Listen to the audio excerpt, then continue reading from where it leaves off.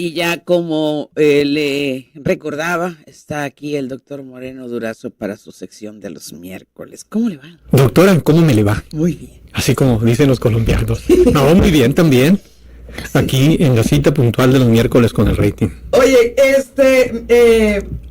que me parece muy pertinente el tema que traes hoy, Jesús, porque pues por todo lo que hemos vivido los últimos días, la declaración de el comandante en Sinaloa y todos los temas que han salido. En fin, pero caramba. A ver, usted no pudo haber escogido mejor calificativo.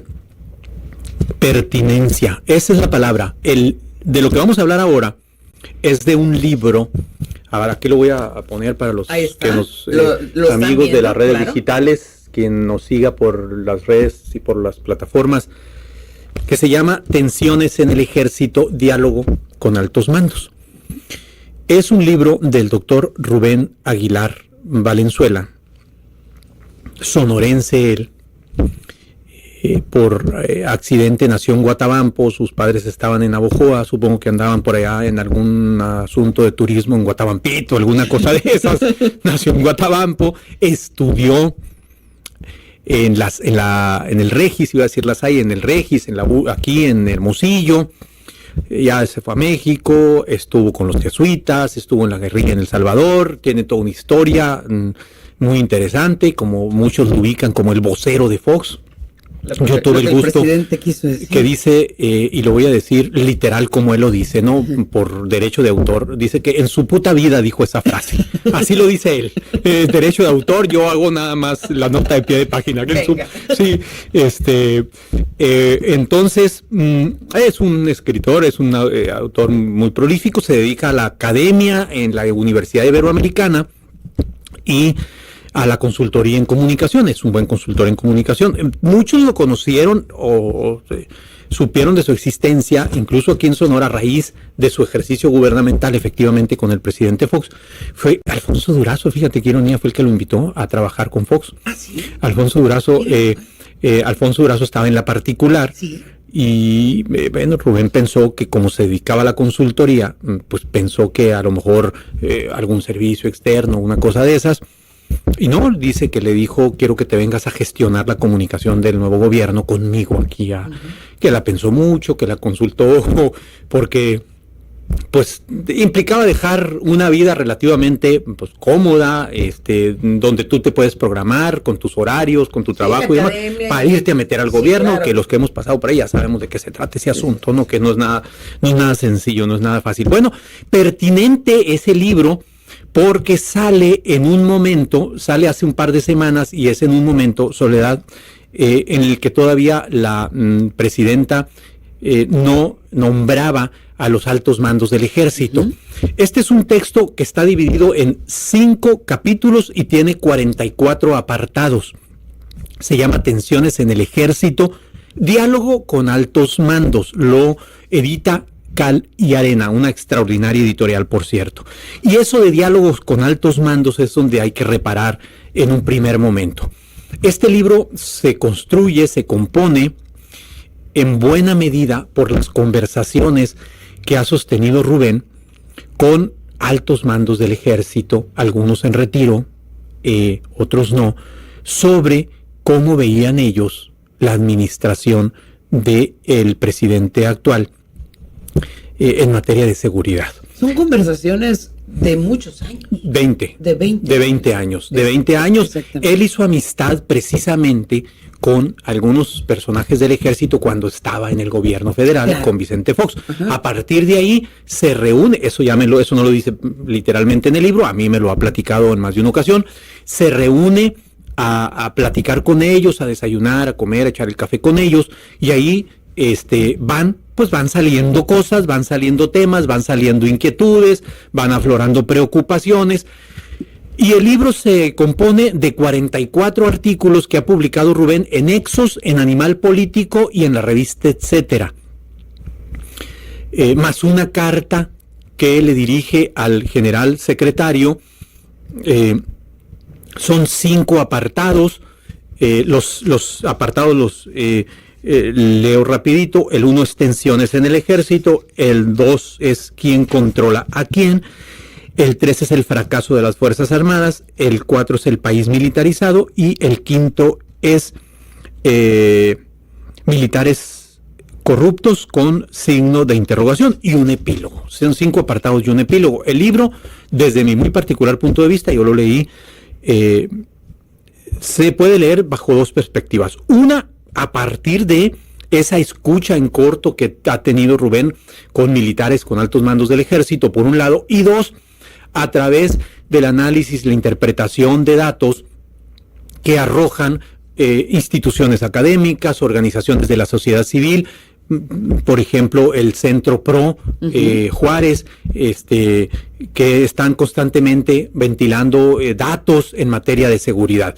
Y el libro trata de eso, valga la redundancia, de entender, de interpretar el sentir un poco de esos altos mandos sobre lo que estaba pasando en estos momentos. Entonces, el libro, trato de dar un par de ideas rápidas, abre revelando algunas tensiones en el ejército que se producen más por la fidelidad en el comandante, entiéndase, en el presidente de la República. Son las preocupaciones que le transmiten a Rubén, al autor, que por el interés por la Constitución. Los altos mandos tienen más interés en quedar bien con el presidente para decirle, para la lealtad del jefe supremo que a la de Constitución. Las Fuerzas Armadas, que a la Constitución. O bien, sí, exactamente. O bien, otra preocupación son las nuevas funciones que ha ido adquiriendo el ejército, el ejército administrador de aduanas, de aeropuertos, de hospitales, el ejército constructor de carreteras, el ejército constructor de trenes fantasmas, el ejército constructor. Esa es otra preocupación que brinca ahí, o por su trabajo multiusos, por citar solamente algunos. El capítulo 2 abre con una pregunta que tiene una buena dosis de retórica: ¿quién controla a quién? Y ahí se hace un recuento de los cargos que ha venido ocupando el ejército en esta administración, entre otros, voy a comentarte algunos. Es página 59, fíjate, entre otros, a ver, por ejemplo, André George Foulon Van Lissum, titular de la Agencia Nacional de Aduanas. Ahí se va con una serie de nombres: Gustavo Ricardo Vallejo Suárez en el Tren Maya, Carlos Ignacio Velázquez Tiscareño en el Aeropuerto Internacional de la Ciudad de México, Isidro Pastor Román, general en retiro, obtuvo la dirección del Aeropuerto de Santa Lucía, el general Jens Pedro Loman Ituburu, director de Laboratorios de Biológicos y Reactivos de México, Birmex, que lo conocemos muy bien, Miguel Enrique Ballín Osuna en la Agencia Federal de Aviación Civil, en fin, una cantidad de casos de esa naturaleza que también son preocupación de estos personajes.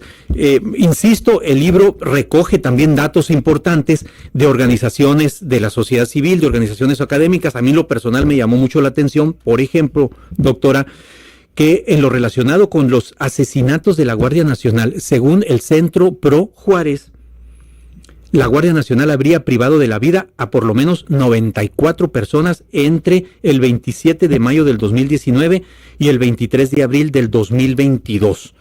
O en los 4 primeros años de la administración de López Obrador, las bajas en el ejército crecieron un 173% en comparación con el mismo periodo de Enrique Peña Nieto. Y es decir, civiles cayeron a manos de la Guardia Civil, pero también el ejército perdió activos. Sí, perdió activos, y ahí yo tuve la oportunidad, y aprovecho el comercial, de platicar en una amplia entrevista de más de 20 minutos el sábado con el autor del libro.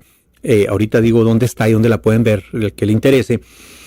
Y ahí, bueno, son múltiples razones, ¿no? Desde la deserción por buscar mejores oportunidades laborales, que es muy legítimo, o sea, yo me voy, no es lo mío, hasta cualquier otra cantidad de razones y de motivos que haya. Sin embargo, el dato es muy fuerte, o sea, es un 173% más de bajas en los primeros años de esta administración comparados con la administración anterior.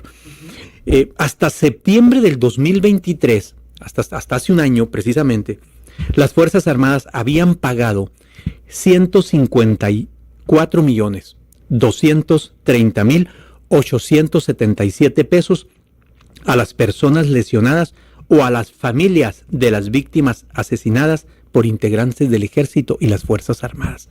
O sea, por asesinato a las víctimas, a familiares, etcétera, en manos de las Fuerzas Armadas, más de 150,230,000 pesos. Hasta septiembre del año pasado, los primeros 5 años de la administración, digamos. Ajá. Desde el título, el libro nos sugiere qué es lo que pasa en el ejército, tensiones en Exactamente. el ejército. Es decir, pues vaya dilema en el que, insisto, se encontrarán muchas veces las Fuerzas Armadas con el principio de lealtad que les caracteriza a su comandante en jefe, y por otro lado, hacer la Constitución a un lado. Sí, exactamente. Es muy difícil. Es complejo. ¿Hay alguna conclusión? ¿Hay alguna perspectiva que sugiere Rubén? No necesariamente. Lo deja, digamos que así un poco abierto. Hay una carta al final al general secretario. Fíjate que antes de que se nos acabe el tiempo, sí, hay un dato, hay una revelación que a mí en lo personal me resultó particularmente interesante. Se trata de la existencia, no sé si tú sepas o sabrías que ya existían, unos cuerpos de defensa que se llaman cuerpos de defensa rurales. Tenía esa pregunta para ti, más de 20, ¿no? En el país existen 26, distribuidos en 21 entidades. Ajá. Sus integrantes son ejidatarios voluntarios que se organizan en 12 cuerpos de caballería y 14 de infantería. ¿No pueden considerarse autodefensas? Pues, híjole, la línea como que se antoja muy delgada, muy delgada. Y ahí el autor dice, el gobierno, bajo el principio de transparencia y rendición de cuentas, debería de dar a conocer lo que realizan estos cuerpos civiles, pero con mando militar. De ellos se conoce muy poco, lo dice textual. Llama mucho la atención. Por supuesto. Para mí fue una revelación, yo lo desconocía. Yo también lo desconocía, fíjate, no. Coincidimos en eso. Y en una última reflexión a propósito de tu pregunta, él se cuestiona qué va a pasar con las Fuerzas Armadas después de 2024. Y la pregunta surge, dice, ante la constatación del inmenso poder adquirido por el Ejército y la Marina en los últimos años. Entonces, es un buen trabajo, vale la pena echarle una mirada. Tu entrevista con Rubén también lo entrevistó Michelle y está aquí, sí, en las redes de Radio Fórmula. Tu entrevista con Rubén, ¿dónde la encontramos? Está en el canal de YouTube de En Contexto, en las redes de En Contexto Radio es en YouTube, o en mi cuenta de Twitter antes de que la cierre, @JMorenoDurazo, ahí la pueden encontrar, ahí está la entrevista con Rubén, la tuiteó un servidor y la posteó también Calle Arena. Y también la editorial. Y también tienes en la cuenta de X pues desglosados, ¿no? Bueno, hay un hilo que publiqué con unos 17 posts más o menos a propósito de la lectura del libro y de algunas conclusiones y de algunas reflexiones que yo hago a propósito de la lectura del libro. Que además es muy amigable y pues así como lo hizo Jesús en una tarde de sábado. Así me lo leyó. Así pues. Van a decir los de la auditoría que no tiene más que hacer ese canijo, pues no tenía más que hacer. A propósito del auditorio, saludos a Oscar Trujillo Bayón. Oscar, saludos. Buenas tardes, dile a Jesús que por 2 granadeños no les vayan a cerrar el programa por la frase dicha. A él solo dile. Ay, perdón, Oscar, no leí la última parte. Bueno, está bien. No, digo, la frase no es mía. La frase no es mía, Oscar. La frase es del autor y créeme que a mí me la ha platicado en más de una ocasión. Yo me precio de tener amistad con el doctor Rubén Aguilar y me la ha platicado en más de una ocasión. Fue mi maestro en el posgrado incluso. Sí. Gracias, doctor. Gracias, doctora. Nos vemos. 12:15, pausa.